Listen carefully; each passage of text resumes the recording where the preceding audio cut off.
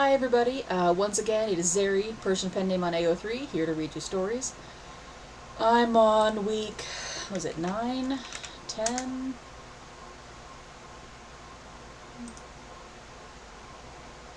Something like that. Oh, 10. Okay, woo, 10. Week 10 of transitioning. This last week, I've not... I didn't order my medicine in time, and so it took a while for it to get in, and so no voice changes so far. It's, uh, like I mentioned last week, we took in Princess Management, the hotel cat. Um, we got her to the vet yesterday, and that was a heck of a time. I got her in the carrier at home, and as soon as we got up to the vet, which was like an hour because everywhere is like an hour from our place, um, there are other vets, but the one that we like is about an hour. Uh, as soon as Spouse opened the door and picked up the carrier, the top came off of it. Just completely detached. So she booked it, as you might expect. And so he's chasing her, and I'm going inside, and I'm like, our cat just got out of the carrier, help us. And so we've got like vet techs, going, following us, and she goes around the side of the building and like up a chain link fence and over a wooden fence, and I'm like, oh fuck, she's in some neighborhood now, we're never gonna see her again. But that was their kennel area. So the vet was like, aha, I know, I can actually get into this area. And she went back in there and did some magic and got her. I got torn up quite a bit. This was from when I... At one point, she was in between the chain link fence and the wooden fence, and there was a tree there, and she was on the tree, and I'm reaching over, I'm trying to scruff her, just to hold her, so that, we can actually, so that somebody who can get a better angle can get her, and that clearly that didn't work, because she got over the fence. It's been a heck of a day. Yeah, my hair is just going to be a mess today, and that's fine. That's going to be how it is. Let's see. I'm trying to think of what else is going on.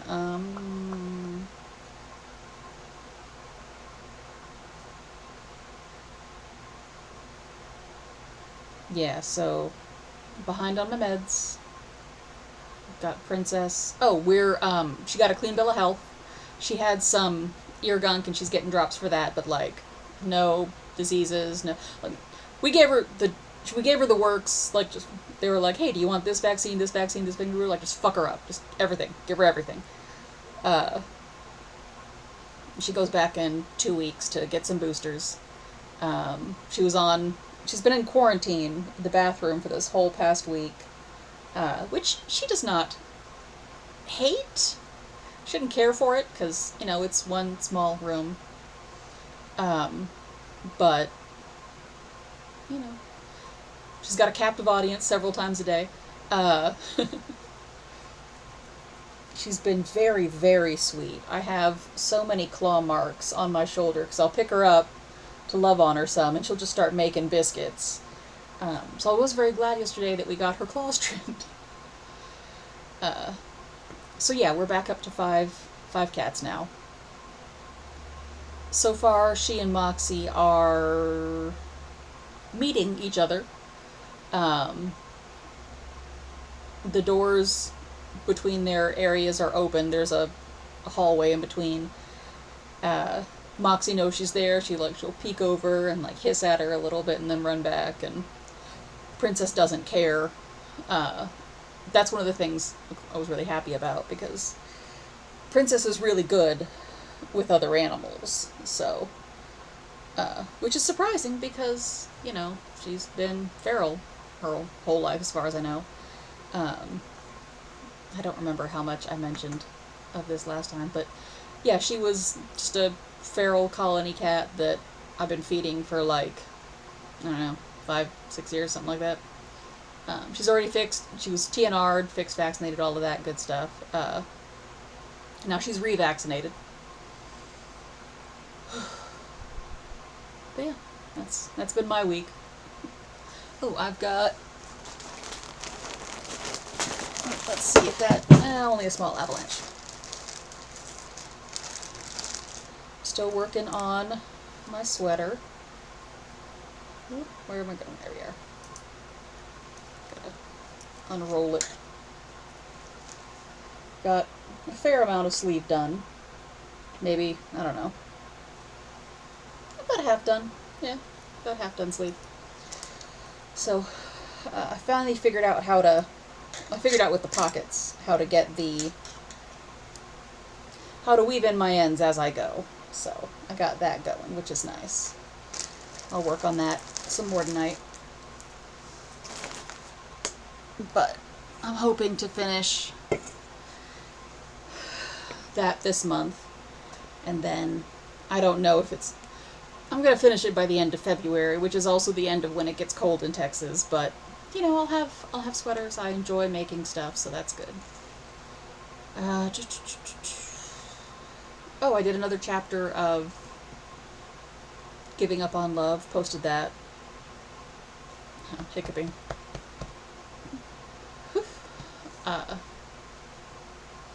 Yeah, I've got like 6 active works in progress right now on AO3. I'm not going to read any of them here for a while. They're all explicit, because that's what I write. I'm not. I did try last week. I recorded an extra video where I started reading an explicit fic that I had not, like, I was going in blind. I had not read it before recording. Because the author's note, there was like 4 authors who were collabing on something, and they thought, hey, they put a note on there saying, hey, it'd be really fun if you record yourself reading this for the first time. And I was like, oh, I could do that. That's the thing I do. And it had some things in it that are minor squicks of mine, but usually I just kind of gloss over it while I'm going. But it's a lot harder to gloss over things when you are reading them aloud and trying to do the voices and such like that. And then the second chapter started off with some non-con, and it wasn't sitting well with me. And for the record, I am not an I believe I am what they call these days a pro shipper. If you don't like it, don't read it. Just, you're fine. Just don't. Censorship bad. Just curate your own online experience, your own fic reading experience. So I didn't continue it, and I didn't post it.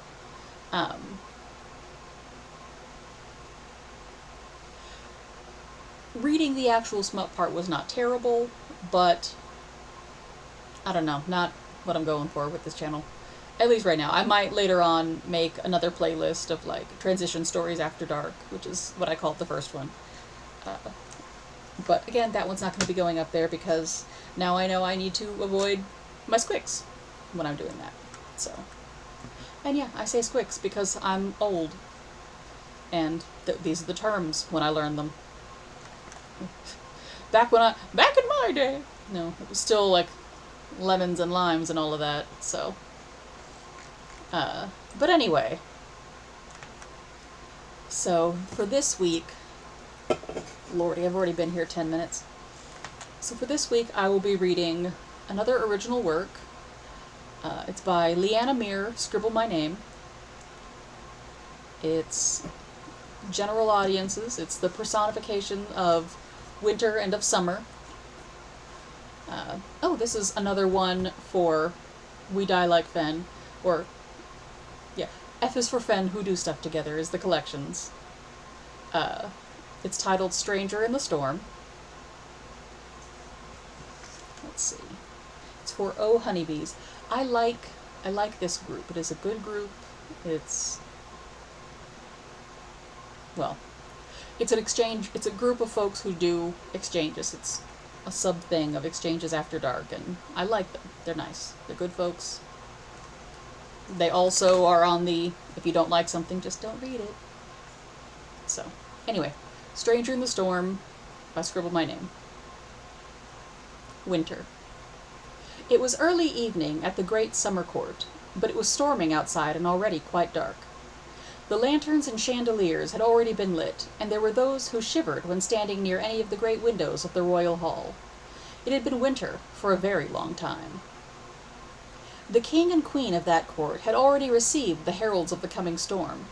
Watchers blasted their trumpets, gates were shut, but the doors for the wayfarer and stranger left unlocked though guarded, for their kingdom was not at war with anyone at all, but for the endless winter of 100 years, and no man could do battle with that. Except, perhaps, one. No one looked twice at the summer prince. Some thought him one of the royal princes, though it had been generations since all thought him so. Some thought him the court mage, who reserved his powers for the growing of their food. Even the king and queen only knew, as their parents had told them, that the summer court was obliged to house the summer prince until such time as his father sent for him. As his title and not his name went in the books of the records, no one even realized that Eret had been in this court for more than 100 years, from before permanent winter had claimed the land. It's A-R-O-T. Eret felt winter battle against the royal palace, the fortress surrounding, the city surrounding that, the lands surrounding that. He felt the cold like frostbite at his fingers, felt the overcast sky like an oppressive weight hung from his shoulders, shivered though he stood at the very heart of the room near the great roaring fireplace, and did not look towards the king and queen, one the great-grandchild of his one-time foster-mother. There were other things he felt: bitterness, anger, regret. Storms came frequently during the long winter, but even now he was colder than ever, though he'd never felt quite as cold as this, but once. A long, low gong sent a hush through the hall. It was almost time for the court to adjourn to dinner, but that sound! Eret looked up, eyes narrowing. It made a lady hovering nearby start, as if frightened. Eret was brighter and redder in coloring than anyone else, and when he grew suspicious, as he did now, his eyes tended to flame into brilliant gold. He did not smile to reassure her, as he usually did. He kept his eyes on the door, listened to the measured tread of a guardsman leading in whatever stranger had stumbled in out of the cold white dark, waiting for the great doors of the hall to open, and a cloaked figure to emerge into warmth, dripping with slowly melting snow and frost. "The summer court greets you, traveler," said the queen most graciously. It had always been the rule of the summer court to shelter those near captured by winter. "From where have you traveled?" The stranger pulled back his head and bowed, and Eret's breath arrested in his throat. "The north," said the stranger in a dark, low timbre that seemed to crackle with ice. I can't make my voice crackle with ice, so y'all can deal. When he rose up again, he was so much more beautiful than he'd ever been before. All his melancholy lines sharpened into impenetrable mystique, eyes blue and piercing, the faint hint of his smile more honed and less easy than before. He had become a man from the boy's mere promise, and to look at him was to feel alive with cold and humming with power, and the word was out before Eret could stop it. "Harish," he said flatly, feeling locked within his chest, where he felt his heart had stopped beating years ago, as his land had turned to ice. The stranger looked over, for Eret no longer chose to stand near the royal pair, not when the woman who told him everything she could remember of his father, who'd raised him as her own, and chided them both for every caper they got up to, was now nothing more than an ache in his chest and heart where all his loss had settled. Harish's smile should have sharpened, become more cruel. Instead it softened, eyes seeming to look back over the years towards their childhood. "Eret," he answered, and for a moment, just a moment, it was as if no time at all had passed. Eret's anger burned white-hot and livid, but he did justice to his duty and turned back to the king and queen and told them, "We knew each other, a long time ago." "Ah," said the king with cheer, mistaking his meaning. Eret did not correct him. "Then you are welcome to join our evening feast." Harish bowed, and Eret went out before he could see Harish sent to a warm chamber to dry himself, before memory could do more than bite at Eric's heels as he left. Summer. Memory. Two young boys running over the gentle sunlit forest, laughter filling the warm, soft summer air. They were at the summer court, not in the lands of eternal summer. At some point, numb, crisp air would overtake the woods, but winter was mild near the summer court when it came, for it was the heart of the kingdom closest to summer. It was said that the power of both the summer and winter kings waxed and waned. When one grew strong, the other began to grow weak, and so the lands between the wintry north and the summery south moved from one season to the next over the course of time.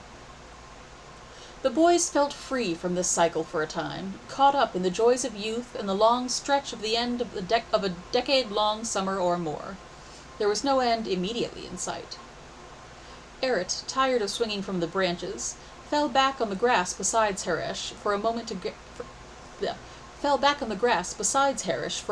catch his breath. It wasn't always this easy. It wasn't all play. There was a lot of time spent learning to rule, running around and easing the problems of those who occupied this land, and hearing the stories from the Queen about his father, the former summer prince, whom she'd loved like a brother. "I don't want to go away," he said suddenly. Harish lifted his dark head from the tree root he's pillowed it against. "I like helping people, being here with them." Eret frowned. He stared up at the sky, unaware of the picture he made stretched out on the grass, red hair tousled, glowing like the sun itself had taken root under his skin. "The king rules summer," he added, "not the people." It was true. The season of the prince was for living among people. The season of the king was for wielding power over the earth itself. "You like people," Harish commented. Eret bumped his shoulder. "Don't you?" Harish thought of those who had mocked and scorned him when he was a child, little more than another manufactured container for his father's power, to keep it from overwhelming the man's body and killing him. He rolled over and breathlessly tangled a hand in Eret's hair, drawing those golden eyes to look up at him curiously. "I like you." Winter.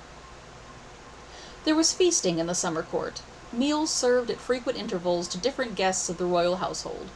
The strangers within the gates partook with the royal court, but there were other cycles when those of the city were fed, when the leftover harvests of the day were carted out for distribution to those in the land. The storm howled outside, but within was light and warmth. Eret did not avoid the dinner table, as Harish's presence was not enough cause to despise the court or insult its rulers, but he made sure to sit far from the place given to strangers, where Harish sat now, dried and refreshed and still too handsome by far. "What have you seen in your travels?" asked one of the lords, Kagos, who liked to ride through the frozen woods over icy roads to other lands and learn of tales worth entertaining the court on a winter's evening. There was still plenty of trade to be had, despite the reign of winter everywhere, but Harish shrugged, disinterest in his eyes if not quite in his tone. "I'm rarely away from home. I'm sure you've heard more interesting." Ha! Eret wanted to laugh. Harish was the most interesting tale of all, and a mystery to even its fellow participant. "Have you ever heard of the Winter Court?" Kagos asked them. "Our colder mirror, and the last bastion of the north, where people always dwelt," he added. Who hadn't heard of it? But that wasn't what Kagos meant, and many at the table quieted or leaned forward to better hear.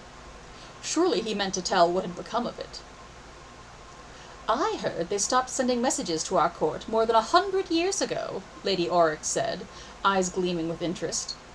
It was enough to convince Kagos of his audience, though Harish barely looked up from his soup. "Ah, yes, I went up there at the zenith of the heat and sun," what would have been summer if they had had any, "to see for myself what only legend now speaks of. But the mountains were shrouded in drifts so deep, a loud cry could send snow over all the villages below. The ice was so thick, only wells and houses give forth water. There was no passable way up. But in the last village of the foothills, there's a small, well-established inn they say has been there since before the endless winter. And they told me that up in the mountains sits the palace of the Winter Court. It is frozen solid. Kagos said, looking around keenly at the listening lords and ladies. "The ice has swallowed it up, and rises high above the walls. All the people within have succumbed to winter and died long ago, still frozen there, unburied by anything but the snow." "How gruesome!" declared Lady Aurex. "Surely it can't be true." "But it's true," a voice said flatly.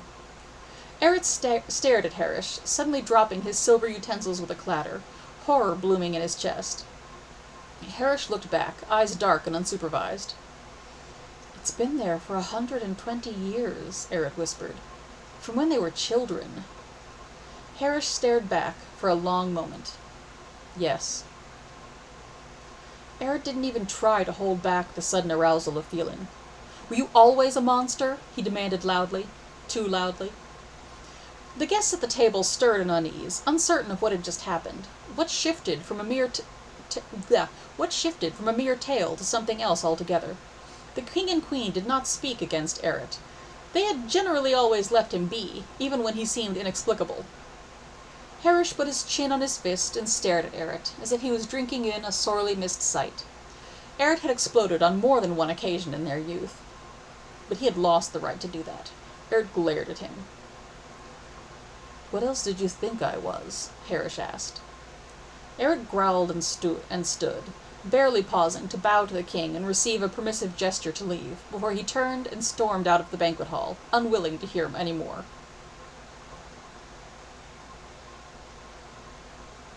Summer. It was getting colder, the Summer King's power slowly fading enough to let winter's edges turn the color of the leaves, turn the air colder. Eret shuddered sometimes as his body began to warm and hum with a strength he had no concept of how to wield. Harish would look at him worriedly, but Eret would wave it off. He'd told Harish he was the Summer Prince, and this was a natural part of that.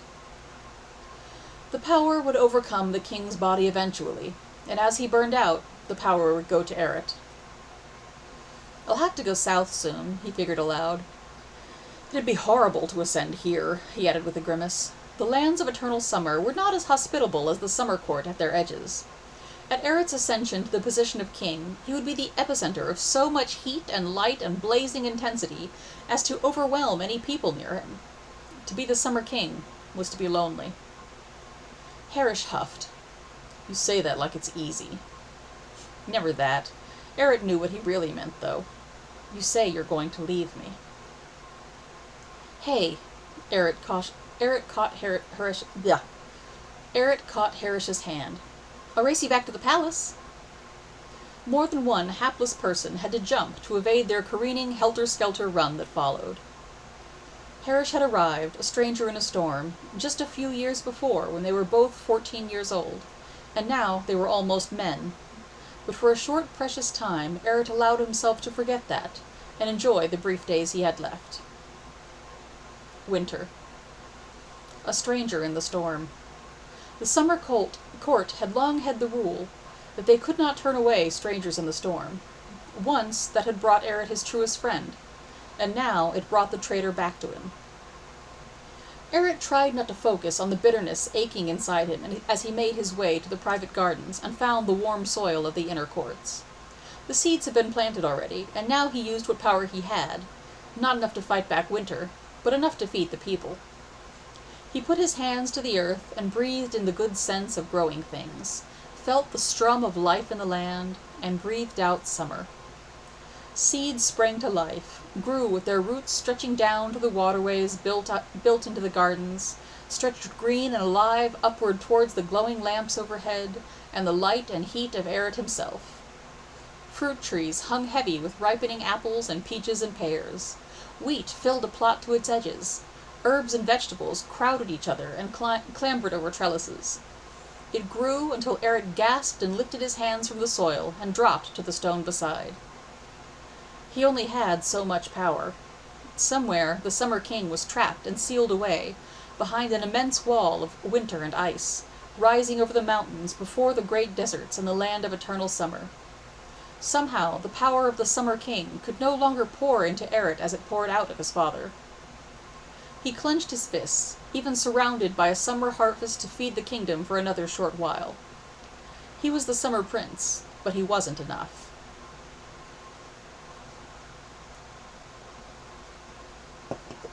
Summer. Harish hadn't planned to ever return to the Winter Court. He stood there now, breath coming out in icy puffs, the power he'd hidden deep inside his body thrumming coldly. Eret didn't know he'd been the Winter Prince, let alone... The court was ghastly, as horrific as his memory had served. The Winter King had not been content with tradition. Instead of leaving his child among the heirs of the Winter Court, he'd taken up residence and ruled cruelly, pouring his power into icy crystals whenever it threatened to harm him, and eventually taking his son, far too young, far too early, and pouring far too much into him. Their kind didn't live long. Traditions held for centuries had a purpose, but though the traditions were passed down, the purpose was not. The Winter Prince wrestled with his father for the power, and became the Winter King in the most devastating landslide of snow and ice, raging from his very body, that any Winter King's ascension had ever caused. Harish stared at the ruins of his land, his people, the ones he'd never had the opportunity to care for and rule, nor even the opportunity to learn how. He never told Eret it made him jealous sometimes, but the sentiment was wasted. His body eased into the feeling of the cold of his land, the strength of the old earth and the stone of his mountains. He began to walk, and let the feeling of his power returning to him change the way he walked, the way he stood. He'd associated the feeling with everything he hated, but he couldn't deny it felt good. He found the seals his father had made, receptacles of power Harish had used to anchor the cold up north, despite his own flight south. They were cold, so cold, and to take one up in his arms felt like drawing all the power back into himself. Everywhere Eret walked, summer blossomed in the earth around him, grew plants beneath his tread. He was a breath of warm sunlight wherever he went. Harish felt it now that he was too close to the seals, winter rooting into his flesh, stretching out from his touch, his breath, his very thoughts as the land welcomed home to its king. He swore, wrestled a seal from the ground anyway, like an icy statue in his embrace. He had a very long way to carry it, so he had best get started. Summer. Something was wrong. Eret frowned as the quality of the cold stealing over the land shifted. There was too much frost on the ground in the mornings, too much death burrowing into the earth below. His senses rejected that winter would come so hard, so soon, and before he'd received his power. Surely the Summer King could either hold back the winter, or pass summer on to his son. He wanted to tell Harish he was worried, but he couldn't, because Harish had left for a few days to visit family. Eret frowned. Harish had never even spoken of his family before. He followed the wrongness with his own instincts, letting his sense of summer and winter guide him towards a string of cold coming from the north unchecked. Had the Winter Prince come to visit, he wondered? A prince would make it unseasonable, but not destroy the balance altogether as the visit of a king would. But Eret's frown deepened as he turned southward and felt an unnatural bastion of cold, hard winter there. The south was where the Summer King dwelt. South were the lands of eternal summer. There should never be winter there. He was still frowning when surprise widened his eyes, and he saw Harish coming up the path from the southern road. "Harish!" Harish looked up suddenly, startled, eyes dark and haunted. He stared at Eret coming towards him for such a long moment, naked hunger on his face. It was as wrong as everything else. Eret stopped walking, suddenly terrified, and started running towards Harish. Harish smiled then, too sweet for his always melancholy face. He spread his arms, and the world exploded into cold. Winter. Eret hadn't seen Harish in more than 100 years, and here he was now, spent with exhaustion in the face of what Harish had wrought upon Eret's land, weary beyond grief. He'd never had the chance to talk to Harish. There had been ascension, winter's ascension, in the middle of the lands of the Summer Court, then Eret recovering from the sudden onslaught of power too great for him to fight, then waking to find that the court knew nothing of what had happened or where Harish had gone, only that it was now winter, a winter that never ended. Eret stared at his own unchanging hands. He'd never heard of their kind being immortal either, only that their life waxed and waned with their power. Erich scowled as it struck him again, not for the first time, that he knew nothing of what had happened, or why. And Erich was here. He forced himself off the stone ground by the new harvest, and made himself get to his feet, walk the distance necessary to leave the gardens, then gripped the wall and made his way down the corridor. He knew where the guest suites were.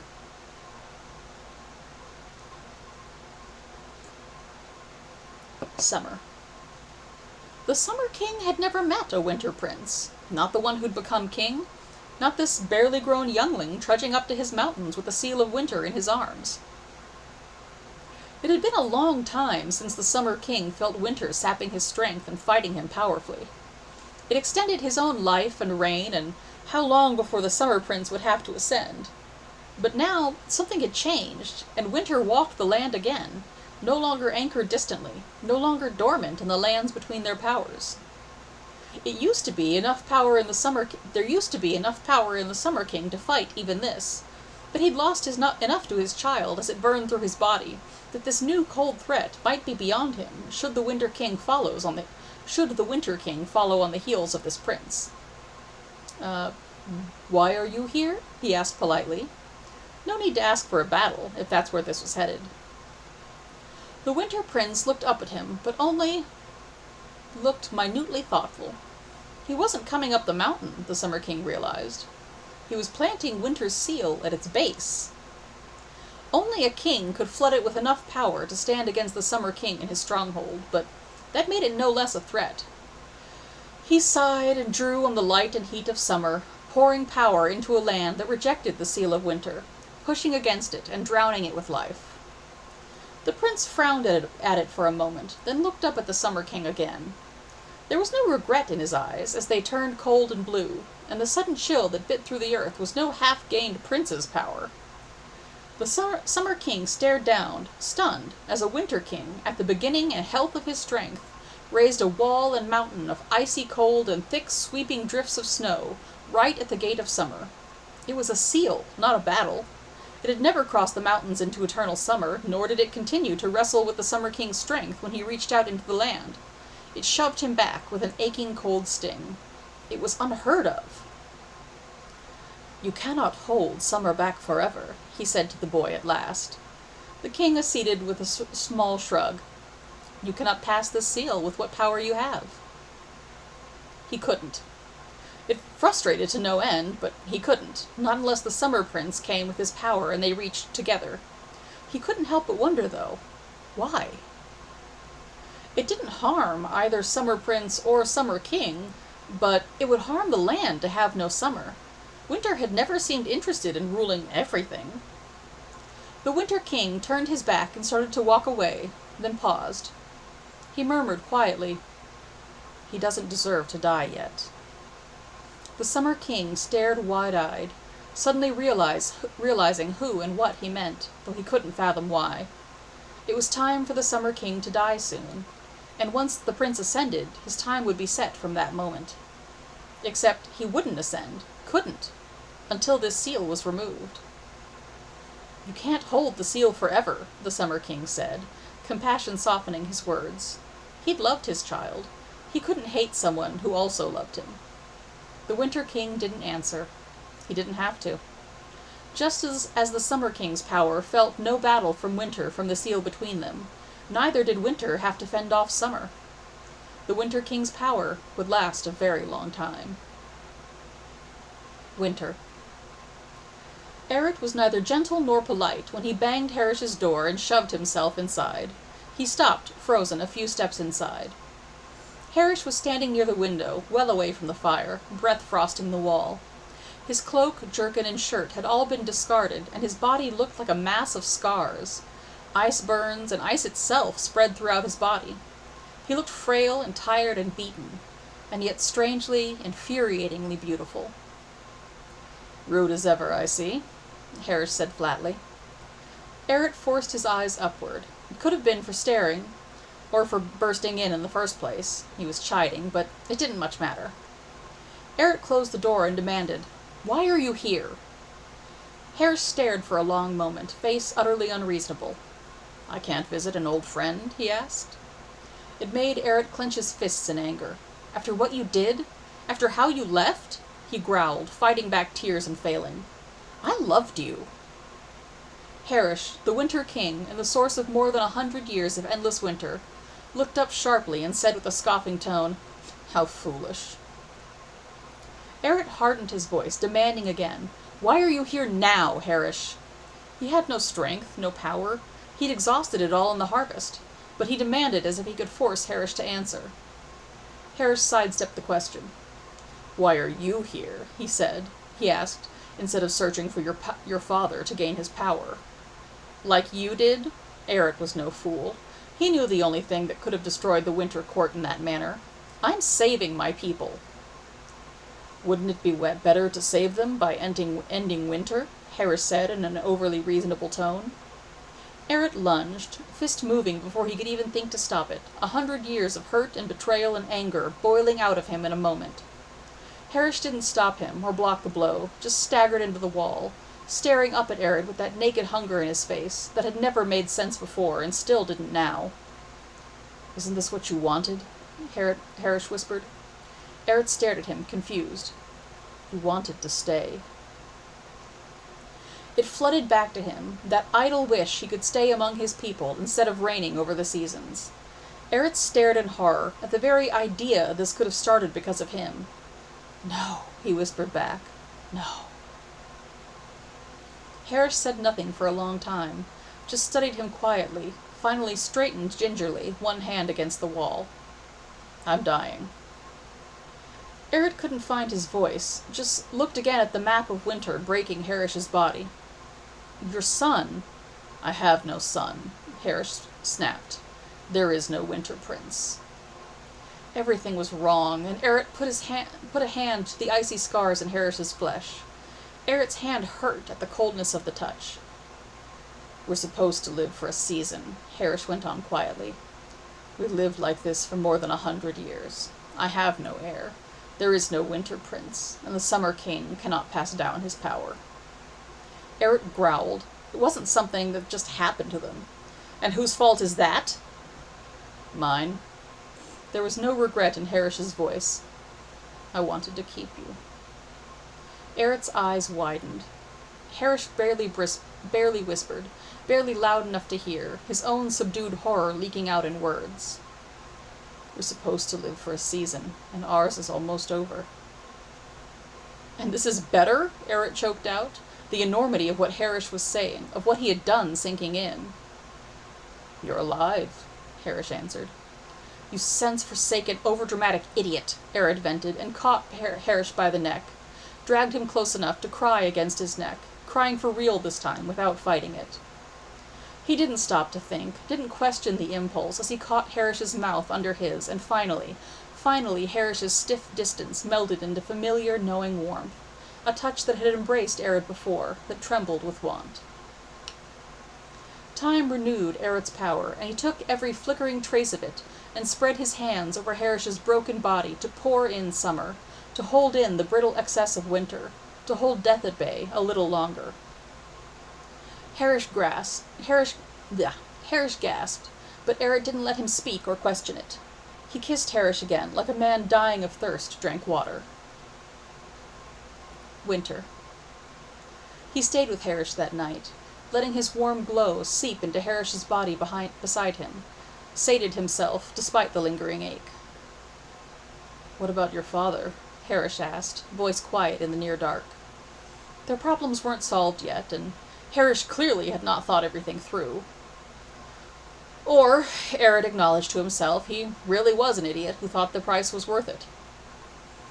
We'll deal with it later, he finally sighed. It would take more than a night to save them both, and to right the balance Harish had destroyed. You should have stayed here if you didn't want to lose me, he added. Harish didn't answer. The Winter King, being here for so long, would have starved the land for sure. Even so, Eric wasn't willing to let go again. He curled around Harish and left the matter for another day. Exhausted, but less bitter, he slept. Summer. It was early evening at the summer court when a child blew in with an unseasonable storm, drenched and bedraggled and miserable, shivering in his cloak. The guards took him to the court, and he bowed before the king and queen of that court, with their many children. One of the children did not look like the others. He was too red, and too gold, and too vibrant, and he only had to smile once before the Winter Prince blinked back at him and realized he was in love. The end. I like this one a lot. This is on my bookmarks.